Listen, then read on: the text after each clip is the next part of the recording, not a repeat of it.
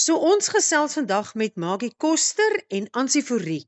En dit is twee dames met 'n show wat hulle op die planke bring. Hulle noem dit Shock and Shine. Nou hierdie vertoning van Maggie en van Ansie is dan nou in Herbertsdale, naby Mossel Bay, en dit vind in die NG Kerksaal hierdie naweek plaas.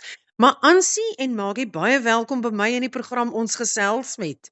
Dankie, baie dankie, Karen. Dis vir ons 'n groot voorreg. Baie dankie. Ja, dit is lekker om met julle te gesels en ons het nou, voordat ons begin het met die opname, sommer so net gesê, hoe lekker is dit wanneer 'n mens in die lewe kom waar 'n mens het die tyd, jy's vreesloos en jy sê vir jouself, hierdie is iets wat ek nog altyd wou doen, nou gaan ek dit doen. So vertel vir my, waar het Shock and Shine, waaruit is dit gebore, Ansie, Maggie? Vertel my meer. Ek kan nou net vir jou dit sê, ek het al heelwat jare opgetree, ek is 77, en toe was ek verlede jaar een van die finaliste vir Sarie se voorblad. En daar het dit eintlik vlam gevat, en eintlik, omdat ek loop, dis eintlik waarvandaan dit kom, en toe kom hierdie wonderlike Maggie op my pad. Dit het baie sommer spontaan gebeur. Ek het in die Spur in Bethlehem gesit, en hier kom hierdie klein vroukie en maar met energie en ek met my, wat ek soms dink my impulsiewe gees, stap toe na toe en sê toe vir haar, ek weet nie wie jy is nie, maar ek moet jou leer ken. En daar bond ons energie toe of ons energie bind toe nou saam en toe besluit ons, maar kom ons doen iets. So Ansie praat graag sy al gedeeltes uit die Bybel teksverse en dan sy baie kreatiewe hoede wat sy geswys het wat sy opsit en ek wing net nou en dan 'n lied. Wow. Want Maggie, ek ken vir jou van Bethlehem se dae en jy het 'n verskriklike mooi stem. So sing jy dan of hoe maak jy? Nee, glad nie. Ek het eintlik 'n persoonlikheid. Oh, goed. Dis nie wie almal sê, "Ag, jy's die vrou met die stem." Sê ek, "Ja, maar eintlik die vrou met die persoonlikheid." Weet jy, Karen, dit is so die Here het my geseën met 'n amazing voice en ek is nederig daaroor. Ek bedoel, dis iets wat hy vir my gegee het. En dan het ek ook so 'n bietjie die verskillende seisoene van die lewe ervaar en graag praat ek ook nou vrouens om hulle te bemoedig en vir hulle hoop te gee en ek kombineer dit ook met my sang. Mooi. Nou julle twee dames is nou vir my 'n inspirasie vir oggend. Vertel 'n bietjie vir my, wat is dit wat julle wil hê moet hulle wegvat? Ek dink my tema het begin met 'n koei wat gaan lê vrek. So, hopelik sal hulle voel om op te staan van waar hulle ook al is en net aan te gaan en ja, bid en spit. Sê, ons kan nie net bid nie, ons moet spit ook. Dis waar. En spit en bid.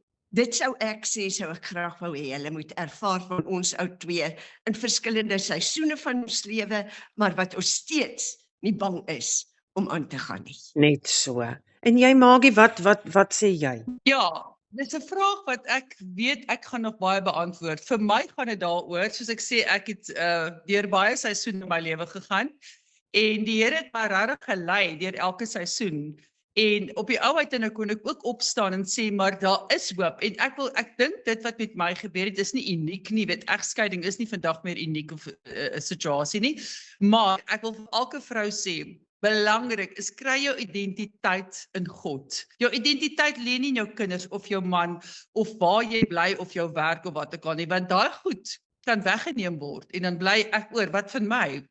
Ek het 'n paar werkswinkels al bygewoon die afgelope jaar en dan besef ek net hoeveel vrouens sit hier daar en sê my man is oorlede of dit het gebeur, ek weet nie waartoe nie, ek het geen doel nie. En dis wat ek net sê is, my liewe vriendin, kry jou identiteit in God, want as jy jou identiteit het, dan weet jy, jy het 'n doel, you've got purpose, jy moet aangaan met jou lewe, en as jy vasklou aan sy beloftes, dan kan jy net vorentoe gaan, jy kan nie terugkyk nie, dit gee my energie, my sielsenergie, is God se beloftes. Absoluut, dit gaan nie oor wat het jy verloor in die lewe nie, Ja. dit gaan oor wat het jy oor, en wat doen jy met dit wat jy oor. Absoluut, ja.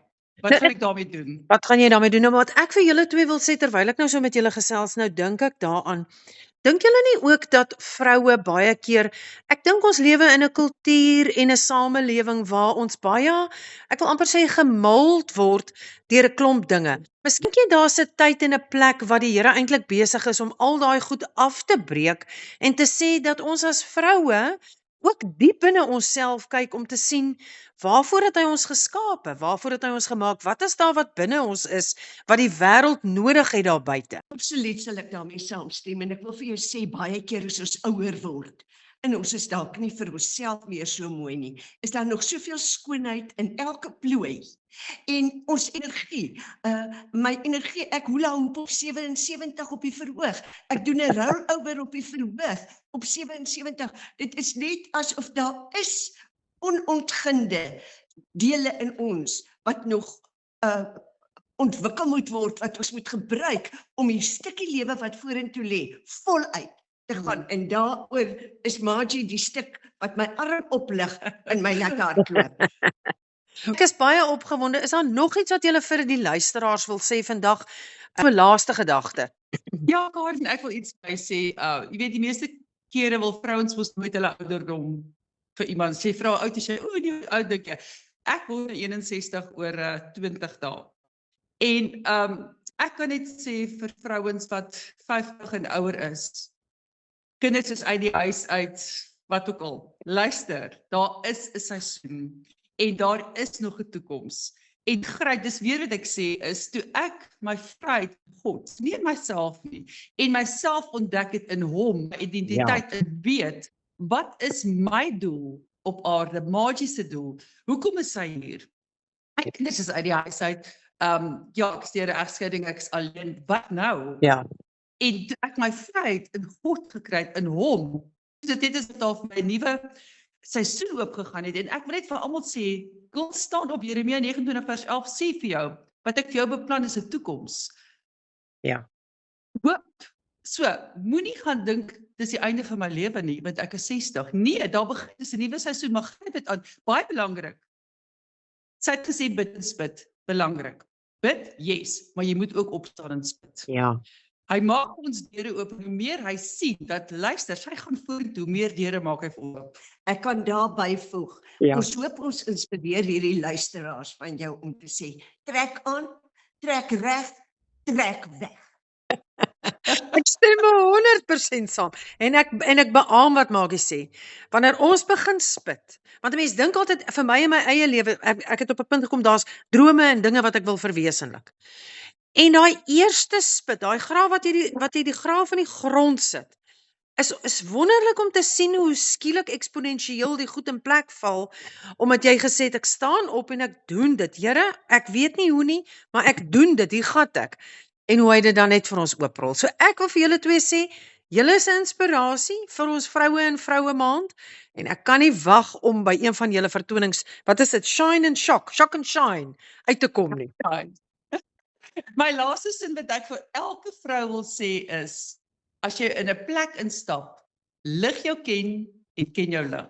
Ja, Amen. lig jou ken en ken jou lig. Julle is inspirerend, mag dit met julle goed gaan. Dankie Karen vir die Dankie, lieflike dankie. oggend. Waardeer en Vra seën dan vir jou. weer Ansie en Margie sterkte en seën vir julle vorentoe.